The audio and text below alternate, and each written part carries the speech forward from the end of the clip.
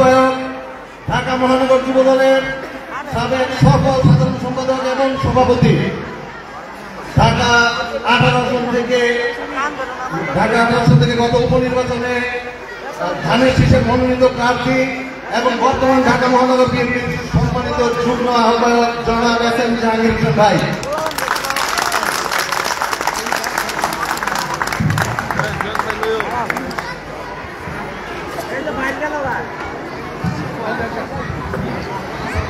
বিসমিল্লাহিররহমানিররহিম।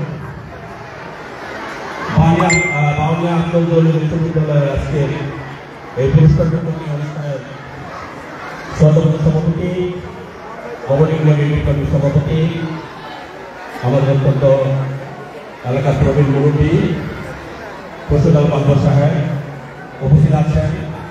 আজকের প্রধান অতিথি এই এলাকার কৃতি সন্তান, জাতীয় দল ঢাকা মহানগর উত্তরের বিপ্লবী সদস্য সচিব মোস্তফা জামান সাহেব উপস্থিত আছেন।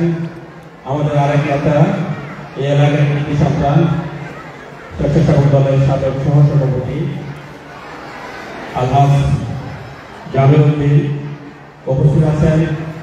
জাতীয় দল পুরান থানা বিপ্লবী ভারপ্রাপ্ত আহ্বায়ক হারমসুদ টোকা এবং যুগ্ম আহ্বায়ক জরুর সহ পুরান থানা নেতৃবৃন্দ, এই এলাকার আপনাদের এই 52 আসনে যিনি কাউন্সিলর নির্বাচন করেছিলেন আমাদের যুব দলের সাবেক নেতা আলমাস আলী এবং আমাদের এই ওয়ার্ডের 52 নম্বর ওয়ার্ডের বিপ্লবী সভাপতি মজিবর এবং সাধারণ সম্পাদক সিদ্দিক সহ বিএনপির এই ওয়ার্ডের নেতৃবৃন্দ, এই স্কুলের শিক্ষক শিক্ষার্থী এবং ছাত্রছাত্রী মায়া বোন, আসসালামু আলাইকুম। আপনারা ভালো আছেন? আমরা এখন কিছুটা ভালো আছি, কিন্তু যখনই সে দুদিন সহ দিনগুলোর কথা মনে হয় তখন আর ভালো থাকতে পারি না। আপনারা জানেন গত কিছুদিন পূর্বে অর্থাৎ 5ই আগস্ট এই এলাকায় যে ঘটনা ঘটেছে, আমাদের অনেক নেতাকর্মী সেই ঘটনায় আহত হয়েছে। অর্থাৎ ওই আওয়ামী সন্ত্রাসীরা আমাদের অনেক নেতাকর্মীকে আহত করেছে, অন্যায় করেছে, জুলুম করেছে। এই স্কুলের অনেকে আমাদের আন্দোলনের সাথে ছিলেন এবং অনেকে আমাদের আন্দোলনের যুক্ত ছিলেন। আমি এটা কোনো রাজনৈতিক মঞ্চ না, কিন্তু তারপর কথাগুলো বলতে হবে এই কারণে, কারণ সেটা আমরা ভুক্তভোগী। এখানে যারা আমাদের আন্দোলনে ছিলেন, আমাদের হাসিনা বিরোধী আন্দোলনে যারা ছিলেন তাদেরকে আমি ধন্যবাদ জানাচ্ছি, অভিনন্দন জানাচ্ছি। যারা হাসিনা বিরোধী আন্দোলনে ছিলেন বা হাসিনার পক্ষে ছিলেন তাদেরকে আমি আমার মনের থেকে, আমার দলের থেকে তাদেরকে ঘৃণা জানাচ্ছি।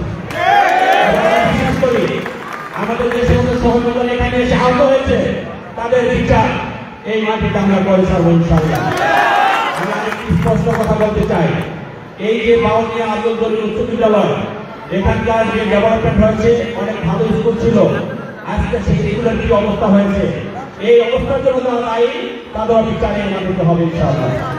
এবং আমি বলতে চাই, আমাদের এখানে গভর্নমেন্ট যারা আছে, সমাজের ভালো মানুষ যারা, সমাজে যারা সমাজ সেবা করে তারা সেখানে থাকবে, কিন্তু কোন আওয়ামী লীগের নেতা এখানে গভর্নিং বডিতে থাকতে পারবে না।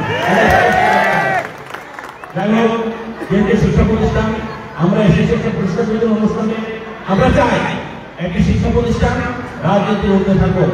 আমরা চাই একটা শিক্ষা প্রতিষ্ঠানে ভালো লেখাপড়া হোক, কিন্তু বিগত 16 বছরে আওয়ামী লীগ কিন্তু লেখাপড়ার পরিবেশ রাখেনি। এই স্কুলটাকে তাদের আওয়ামী লীগ তাদের একটি পার্টি হিসেবে ব্যবহার করেছে। আমরা আপনারা সেটা চান কোন পার্টি হিসেবে ব্যবহার করুন? অবশ্যই চান না। এটা একটা শিক্ষা প্রতিষ্ঠান, এটাকে শিক্ষা দেওয়া হবে এবং শিক্ষার্থী যারা আছে, আমাদের সম্মানীয় শিক্ষক যারা আছেন, তারা যাতে আমাদের ছাত্রছাত্রীকে সুন্দরভাবে শিক্ষা পাঠ করতে পারেন, সেই জন্য আমাদের এখানে নেতৃবৃন্দ যারা আছেন সামনে সকলের সহযোগিতা থাকবে, কিন্তু কোনো অন্যায়, কোনো অপরাধ আমরা বরদাস্ত করব না। আমি সর্বশেষ এখানে যখন যে অনুষ্ঠান হয়, যখন যে কোনো প্রোগ্রাম হয়, এই স্কুলের সাথে ছাত্রছাত্রীদের সাথে আমাদের নেতাকর্মীকে আপনারা জানাবেন। আমি বিশ্বাস করি আপনাদের, আমাদের নেতাকর্মী আপনাদের পাশে থেকে আপনাদের সহযোগিতা করবেন। আমি আরো বলছি, এই 16 বছর যারা এই শিক্ষা প্রতিষ্ঠানকে শোষণ করেছে তাদের বিচার কিন্তু আমরা বাংলাদেশের মাটিতে পাবো ইনশাআল্লাহ। এই বাংলা উচ্চ বিদ্যালয় আগে যে ঐতিহ্য ছিল সেই ঐতিহ্য ফিরিয়ে আনার জন্য আমি এবং আমাদের প্রধানমন্ত্রী সহ আমাদের এখানে নেতৃত্ব সহ যে ধরনের কর্মকাণ্ড নেওয়া উচিত আমরা সেই সমস্ত কর্মকাণ্ডগুলো পরিচালিত করবো।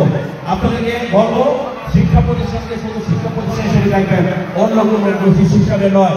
এটা কোনো ব্যবসা প্রতিষ্ঠান না, এখান থেকে আপনাদের আয় রোজগার করতে হবে। আমি এসে শুনেছি কে বা কাহারা 71 লাখ টাকা লাগিয়ে চুরি করেছে, আমরা সেই চোরকে ধরবো এবং সেই টাকা অবহেলা আমার ব্যবস্থা করবো ইনশাআল্লাহ। আমি বক্তব্য দীর্ঘায়িত না করে আমি শুধু বলবো আপনারা সবসময় কানে মনোযোগী হবেন, শিক্ষকদেরকে বলবো, এবং রাজনীতি বাহিরে আপনারা থাকবেন। আমরা এখানে কোনো রাজনীতি করতে পারবো না। আমরা এখানে লেখাপড়ার মান যাতে ভালো থাকে, শিক্ষার মান যাতে আরো উন্নত হয়, সেই জন্য যে ধরনের সহযোগিতা করা দরকার সেই সহযোগিতা আমরা করবো। আপনারা যে কোনো ব্যাপারে আমাদের নেতাকর্মীদের স্বর্ণাপন্ন হলে তারা আপনাদেরকে সেই স্বর্ণাপন্ন হলে আপনাদেরকে দেখবে। আমি বক্তব্য দিতে না করে আবারও আমাদের প্রিয় নেত্রী জাতীয় দলের কাছে দিয়া আমাদের প্রিয় নেতা জনাব তারেক রহমানের পক্ষ থেকে শুভেচ্ছা অভিনন্দন জানিয়ে আজকের মতো বিদায় নিচ্ছি। আল্লাহ হাফেজ, সকলকে ধন্যবাদ। আসসালামু আলাইকুম।